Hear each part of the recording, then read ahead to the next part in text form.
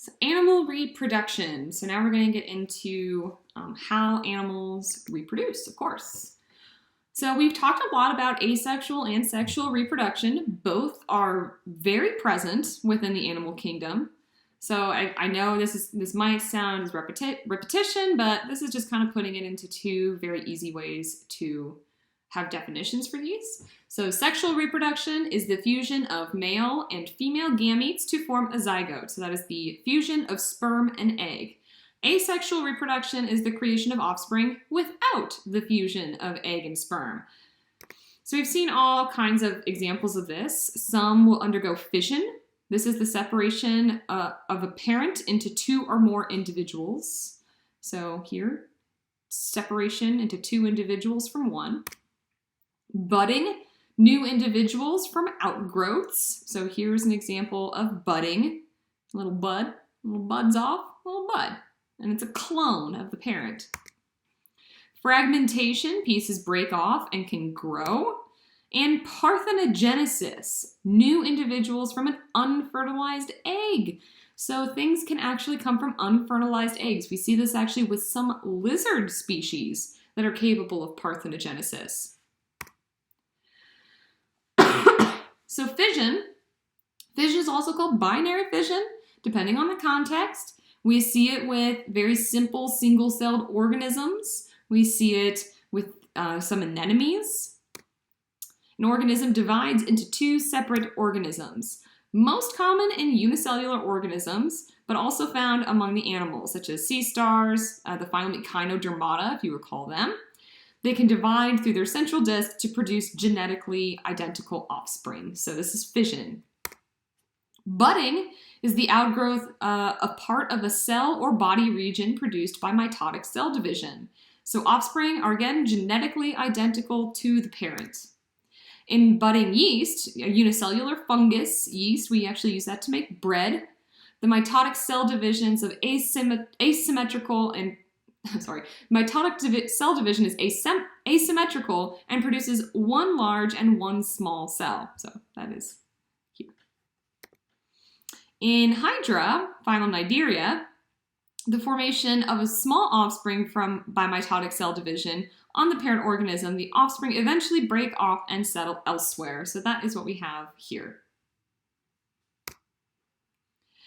Fragmentation only applies to multicellular organisms. The body of an organism breaks up into two or more parts or pieces, and the parts regenerate an entirely new organism.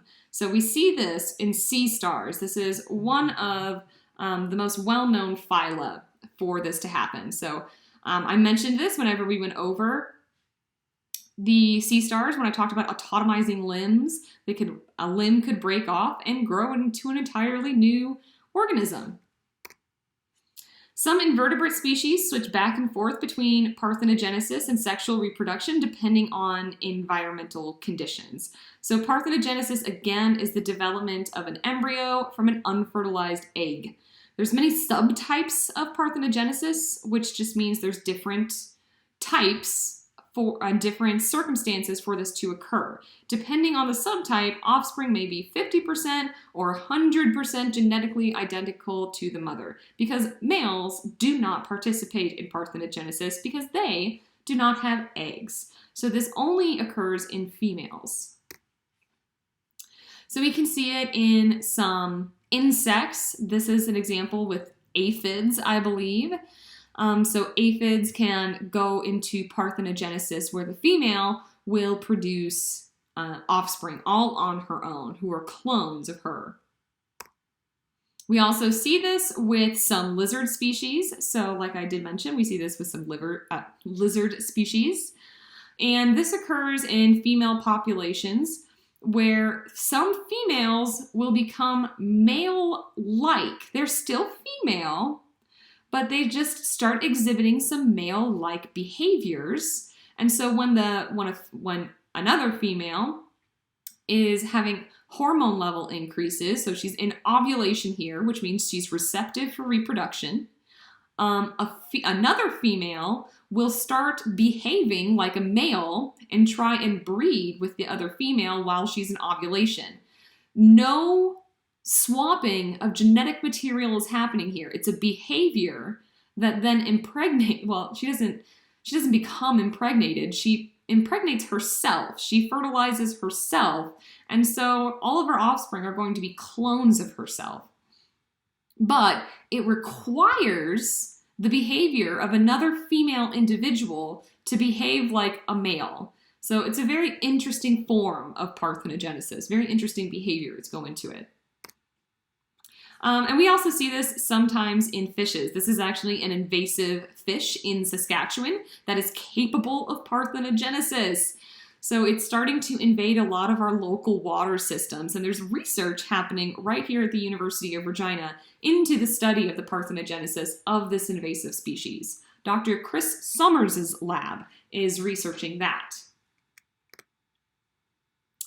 So sexual reproduction. Sexual reproduction results in genetic recombination. So there are lots of advantages to genetic recombination. So again, this is where we have genes from mom and dad. They go through crossing over, then meiosis 1 and meiosis 2, and we have genetically distinct daughter cells. There's increased variation of offspring here, so lots of variety means they are more adaptable and can cope better with a changing environment. Increased rate of adaptation, so they can adapt faster, and natural selection can act on those who are better adapted. Gene shuffling and elimination of, quote, harmful genes from a population. So if there are harmful, quote unquote, harmful genes in your population, then those individuals are not going to survive and they will no longer be a part of the population. So elephants here are a really great example of sexual reproduction and having a lot of genetic introduction and being able to adapt and cope with specific types of environments. So patterns of sexual reproduction. For many animals, finding a partner can be difficult. One solution is being hermaphroditic. I talked about some examples of hermaphroditic organisms in some of our lectures. And this is where each individual can play the role of both male and female. So I talked about this with our marine flatworms and the penis fencing. Again, each one is battling it out, and whoever is the winner will be the sperm donor and not have to contribute any more parental care. The one who is acting as the female has to take care of the eggs and lay the eggs and take care of them. Being the female in that context is much more energy intensive. So each one is kind of fighting to be the male.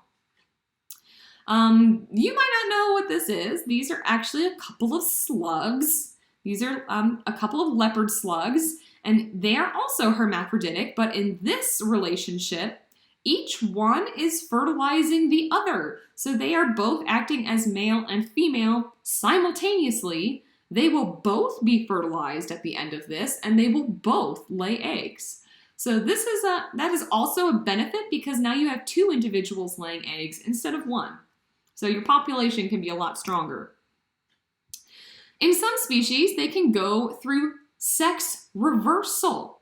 Female can become a male. This is called protogeny. And then males can also become females. This is called protandry. I put up a clownfish here because clownfish are a great example of a male becoming female. So in clownfish, quote unquote, society, there's usually one very large reproductive female. And when that one very large reproductive female dies, the strongest male metamorphoses or transforms into a female. So he becomes a she, and she is then the large female who is providing all of her eggs for reproduction. So I always like using the clownfish example because in Finding Nemo, when Nemo's mom is eaten by the bigger scary fish, well then Marlin would have become Marla. That's what actually would have happened. But, Disney. So some fertilization mechanisms. The mechanisms of fertilization, the union of egg and sperm, play important roles for reproduction. In external fertilization, eggs are shed by a female and are fertilized by sperm in an external environment. So I did mention different types of external fertilization while we were going through our animal diversity lectures. So things like fishes, especially these salmon, they lay their eggs, the males combine, fertilize those eggs. So that is external fertilization. Internal fertilization is when sperm is deposited in or near the female reproductive tract, and fertilization will happen within the reproductive tract, within the body. This requires behavioral interactions and compatible organs. Timing can also be critical, which can be mediated by hormones, pheromones, environmental cues, and behaviors. So this is the actual act of sexual reproduction, where this male is internally fertilizing this larger female. For external fertilization, it usually occurs in aquatic environments where both eggs and sperm are released into the water. So we have examples here of fishes, sea jellies, and this looks like some sponges to me, I think. It usually happens during the process of spawning. So if you're from one of the coasts, then you may have heard of spawning season. Spawning is where one or several females release their eggs and the males release their sperm in the same area at the same time. It can be triggered by water temperature, length of day, so some environmental cues. External fertilization in an aquatic environment protects the eggs from drying out. So a lot of organisms that are still heavily relying on water for reproduction, for the sperm to meet those eggs. And usually with external fertilization, lots of eggs are produced at a time. This is because predation risk is very high for eggs. If they are just out in the environment, anything can get to them. So by producing a lot of eggs, then the likelihood of some of those eggs surviving is increased. For internal fertilization, this most often occurs in land-based animals, although some aquatic animals also use this method. There's 3 different modes of development. We have oviparity. Oviparity is fertilized eggs that are laid outside the female's body and develop there. They receive nourishment from the yolk that is a part of the egg. So I have this example here. These are some amphibian eggs. So while they did have internal fertilization, so the male directly deposited the sperm inside the female's reproductive tract, she then laid her fertilized eggs on a stick. So her eggs are now exposed to the external environment. But they're fertilized, and they were fertilized internally. Ovoviparity is when fertilized eggs are retained in the female, but the embryo obtains its nourishment from the egg's yolk, and the young are fully developed when they are hatched. So we see that with things like rays and some sharks. Vivipary is when the young develop within the female, receiving nourishment from the mother's blood through a placenta. The offspring develops in the female and is born alive. So this is mammals pretty much. And I talked about the 3 different lineages of mammals. These are all different types of placental mammals. So these ones are being nourished directly from the female's body.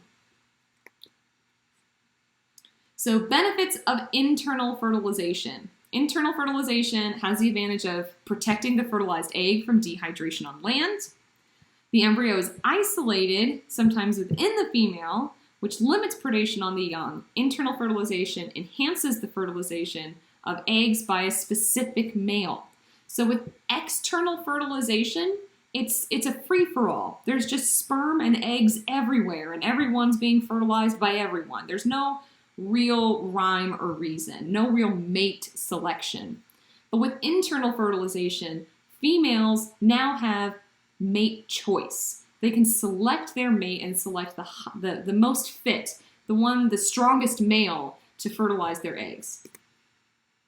So fewer offspring are produced through this method, but their survival rate is higher than that for external fertilization because they have more choice when it comes to mate, so they can select the strongest, so they're going to have strong young.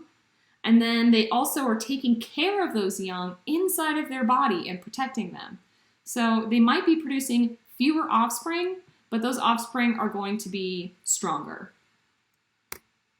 Okay, and that wraps up animal reproduction, and we will pick it up with our next set of material here in just a little bit.